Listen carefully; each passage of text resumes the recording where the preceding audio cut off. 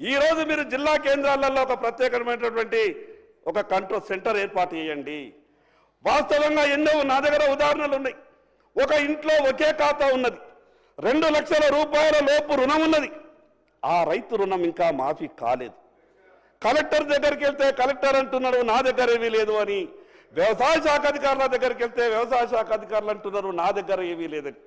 నేనేమంటున్నానంటే మీరు గొప్పగా అమలు చేస్తామంటున్నారు కాబట్టి ఆ విషయం మీద దృష్టి పెట్టండి, వాళ్ళు పడుతున్నటువంటి బాధను అర్థం చేసుకోండి. మిగతా విషయాలు ప్రభుత్వం నుంచి స్పష్టంగా జవాబు చెప్పాలని నేను ప్రయత్నం చేస్తున్నా అధ్యక్ష. నేను మిగతా విషయాల జోలికి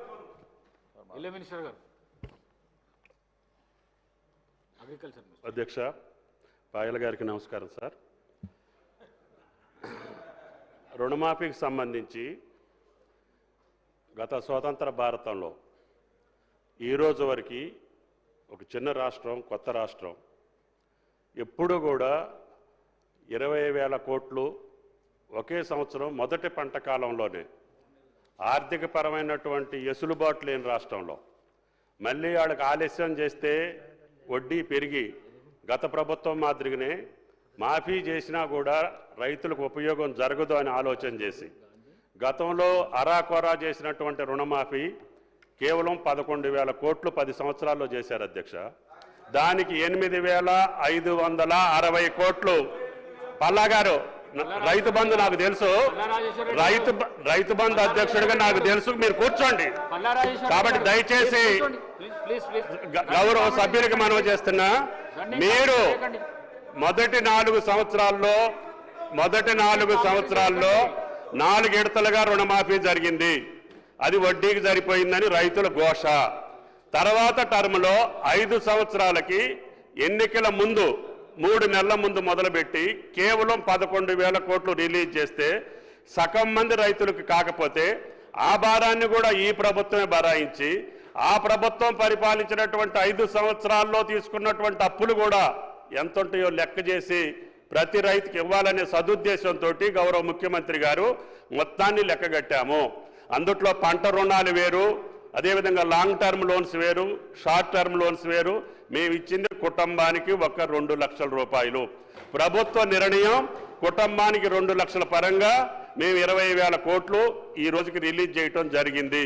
పాయల గారికి దయచేసి చెప్పేది ఏంటంటే భారతదేశ వ్యాప్తంగా ఒక్కసారి రుణమాఫీ జరిగింది అధ్యక్ష, అది మన్మోహన్ సింగ్ గారి యొక్క ఆధ్వర్యంలో. అప్పుడు దేశం మొత్తానికి 70,000 కోట్లు అధ్యక్ష. చిన్న రాష్ట్రం, కొత్త రాష్ట్రం రైతులు ఇబ్బంది పడకూడదని మాట నిలుపుకోవటం కోసం ప్రభుత్వ నిర్ణయం 20,000 కోట్లు మొదటి పంట కాలంలో ఇచ్చామని చెప్పి గౌరవ సభ్యులకి మనవి చేస్తున్నా. రైతు భరోసాను కూడా ఈ నెలాఖరికల్లా వాళ్ళ ఖాతాలో జమ చేయటానికి 33,000 కోట్లు గత ప్రభుత్వం ఏమున్నటువంటి రైతు భరోసాను కూడా 7,625 కోట్లు ఈ పంట కాలంలో ఇచ్చాము. ఈ రైతు భరోసాను కూడా ఈ నెలాఖరికి ఈ ఆర్థిక సంవత్సరం లోపులని ఇస్తున్నాము. 33,000 కోట్లు రైతుల నేరుగా జేబులో వేసినటువంటి ఏకైక ప్రభుత్వం రేవంత్ రెడ్డి గారి ప్రభుత్వం అని చెప్పి గౌరవ సభ్యులకి మనవి చేస్తున్నా. మోసం చేసిన వాళ్ళు, దగా చేసిన వాళ్ళు, రైతుల్ని ముంచిన వాళ్ళు ఈ యొక్క రుణమాఫీని గురించి మాట్లాడితే అసహించుకుంటారు, అపహాస్య పాలవుతారు. దయచేసి ఆ పార్టీలకి విజ్ఞప్తి, అటువంటి తప్పుడు మాటలు మాట్లాడొద్దని చెప్పి కూడా మీ ద్వారా గౌరవ సభ్యులకి మనవి చేస్తున్నాం. అధ్యక్ష మీకు అవకాశం వచ్చినప్పుడు మాట్లాడండి అధ్యక్ష. అవకాశం ఇస్తాం. అధ్యక్ష, పాయల్ శంకర్ గారికి కానీ ఇతర గౌరవ శాసనసభ్యులందరికీ మనవి చేస్తా ఉన్నా, డిమాండ్స్ నడుస్తున్నాయి అధ్యక్ష. ఏ సబ్జెక్టుకు సంబంధించిన డిమాండ్స్ వచ్చినప్పుడు ఆ సబ్జెక్ట్ మాట్లాడితే దానికి సంబంధిత మంత్రులు కానీ ప్రభుత్వం కానీ జవాబు చెప్పడానికి ఉంటుంది. డిమాండ్స్ అనే అంశానికి వచ్చేవరకు ఈరోజు మనం ఇండస్ట్రీస్, ఐటీకి సంబంధించి, పంచాయతీరాజ్కి సంబంధించి, మా ట్రాన్స్పోర్ట్ బీసీ వెల్ఫేర్కి సంబంధించిన డిమాండ్స్ అంశాలు మాట్లాడాలని మీ ద్వారా గౌరవ సభ్యులను కోరుతా ఉన్నాను అధ్యక్ష. ఇప్పుడు చాలా డిమాండ్స్ ఉన్నాయి, అనేక. రేపొద్దున పవర్ డిమాండ్ ఉంది, మొన్న అగ్రికల్చర్ డిమాండ్ అయిపోయింది. ఆ డిమాండ్ సంబంధించి వారి సభ్యులకు అవకాశం ఇచ్చినాము. ఆ సభ్యులకు అవకాశం ఇచ్చినప్పుడు దాన్ని సద్వినియోగపరచుకుగా మళ్ళా సంక్షేమానికి పోయి మళ్ళా ఇంకేదైనా పోతే మళ్ళీ జనరల్ సార్ అప్రాప్రియేషన్ బిల్లు ఉంటుంది, అప్పుడు మాట్లాడమని చెప్పండి. అప్రాప్రియేషన్ బిల్లు అన్ని మాట్లాడమని చెప్పండి.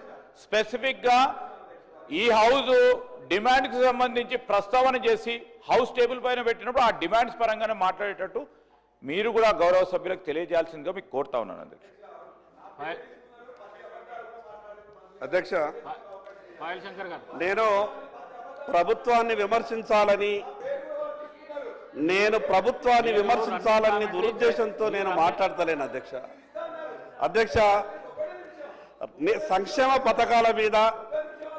సంక్షేమ పథకాలకు సంబంధించినటువంటి ఆ పద్ధతుల మీద చర్చ జరుగుతున్నటువంటి సందర్భంలో రాష్ట్ర ఆర్థిక పరిస్థితి బాగుంటేనే కదా మనం సంక్షేమ పథకాలు అమలు చేయగలుగుతామని చెప్పే ఉదాహరణలో మాత్రమే ఈ విషయం చెప్పిన అధ్యక్ష.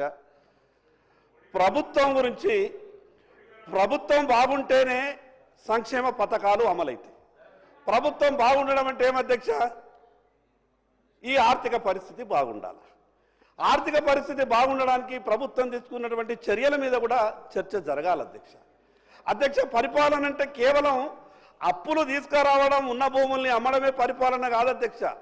భూములు అమ్మడానికి పాలకులు ఎందుకు అధ్యక్ష? భూములు అమ్మడానికి పాలకులు అవసరం లేదు, రియల్ ఎస్టేట్ ఏజెంట్లు సరిపోతుంది. పాలకులుగా మనం ఈ రాష్ట్ర సంపదను పెంచాలా. రాష్ట్ర సంపదను పెంచిన తర్వాత ఈ రాష్ట్ర ప్రజలకు ఆర్థిక ఫలాలు పంచాలా.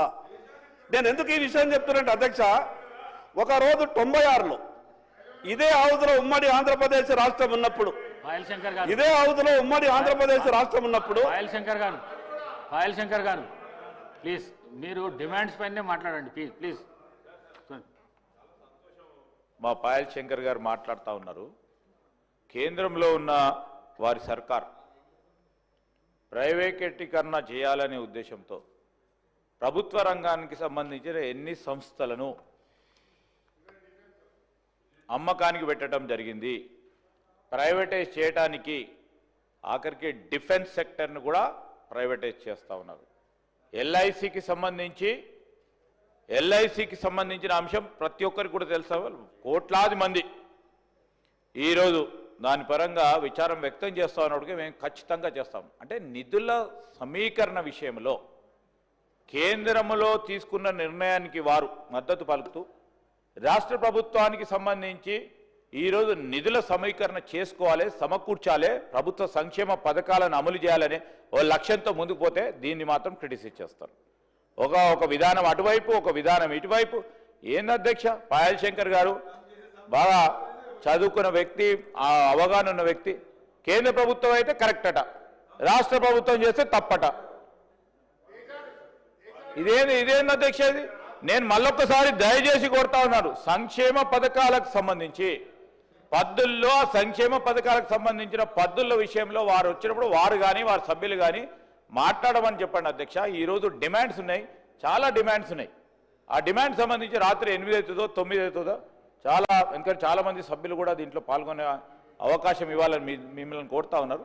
దాన్ని దృష్టిలో పెట్టుకొని పాయల్ శంకర్ గారు ఈ సబ్జెక్ట్ సంబంధించి మంచి సూచనలు ఇవ్వండి, సజెషన్లు ఇవ్వండి. మేము ఇప్పుడే మొదలుపెట్టినాం మా ప్రభుత్వానికి సంబంధించిన కార్యక్రమాలు. మీరు మంచి సూచనలు ఇవ్వాలని కోరుతా ఉన్నాను.